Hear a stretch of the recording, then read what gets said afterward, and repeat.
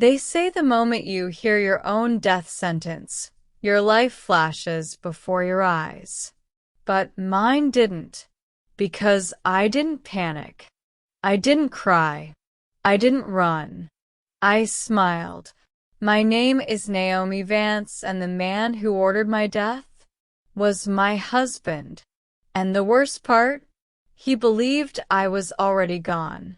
But what he never understood is this. I was never the victim in his story. I was the ending. From the outside, my life looked perfect. A successful corporate lawyer in Atlanta, a luxury home in Buckhead, a husband who owned one of the most popular nightclubs in the city.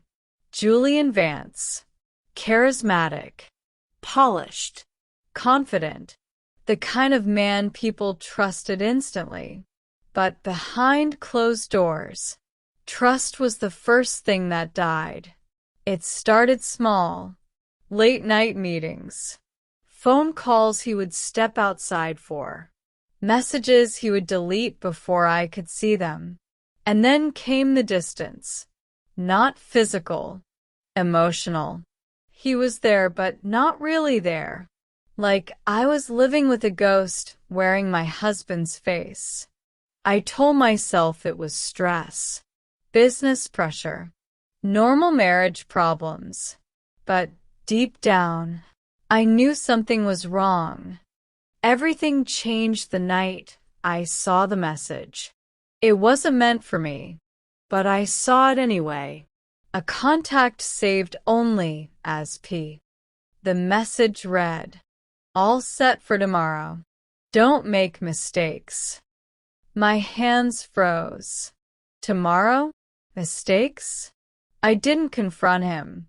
Not yet, because lawyers don't act on fear. They build cases. So I started watching, studying, waiting, and what I discovered was worse than anything I could imagine. Secret meetings, cash transfers, and a man connected to criminal networks. A man named Duke Miller. That was the moment I stopped being a wife and started becoming something else. I hired someone, a private investigator. If Julian was hiding something, I needed proof. Days later, I got it. Photographs, meetings, handshakes in dark alleys. And then the report. Duke Miller, known for extortion, disappearances, unsolved cases. My stomach dropped. And then came the final piece. A recorded conversation. Julian's voice. Cold, detached, unrecognizable. "She trusts me completely. It will be easy." My breath stopped. She, not me. A target, not a wife. A problem to be removed. That night, I didn't sleep. I didn't cry. I made a decision. If they were planning my ending, I would rewrite the story. People think revenge is emotional. It's not. It's controlled, calculated, precise. I went to the police. At first, they didn't fully believe me, until I showed them everything. Then the operation began.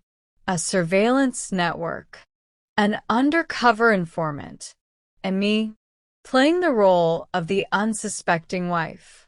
Every smile I gave Julian, every dinner, every kiss, was part of a script he didn't know he was in. And the closer I acted to normal, the closer he got to exposing himself. Then came the final recording. Julian and Duke, together, planning my death like it was a business deal. After this, she won't be a problem anymore. That was the moment something inside me changed permanently. Not fear, not sadness, clarity. The police wanted one last thing.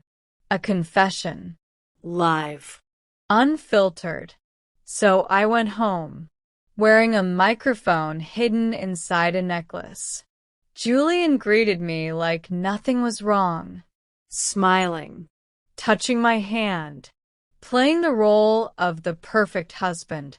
If I didn't know better, I would have believed him again. We sat together, Drank wine. talked about our future, the future he didn't think I had. Then I asked the question carefully.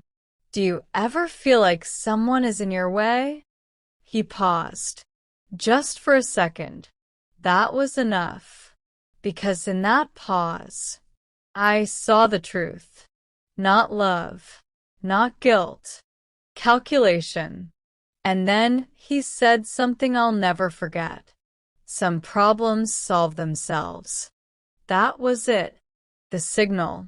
Police moved in on Duke. The informant confirmed everything. And Julian?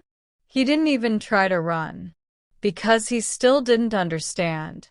He thought he was in control. Until the door opened. And reality collapsed on him. Officers. Evidence. Recordings. Everything he thought was hidden was already exposed. And me? I was standing right there. Alive. Watching the moment he realized he never had control at all. The trial lasted months. The evidence was undeniable. Julian Vance, convicted, along with his accomplice, Duke Miller. But people always ask me the same question. Weren't you scared? And the truth is, yes, I was. But not of dying. I was scared of staying silent.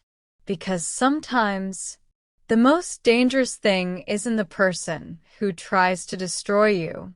It's the person you once trusted to protect you. And as for Julian, he planned my ending. But instead, he gave me a beginning. If there's one thing I learned, it's this. Never underestimate someone who has nothing left to lose.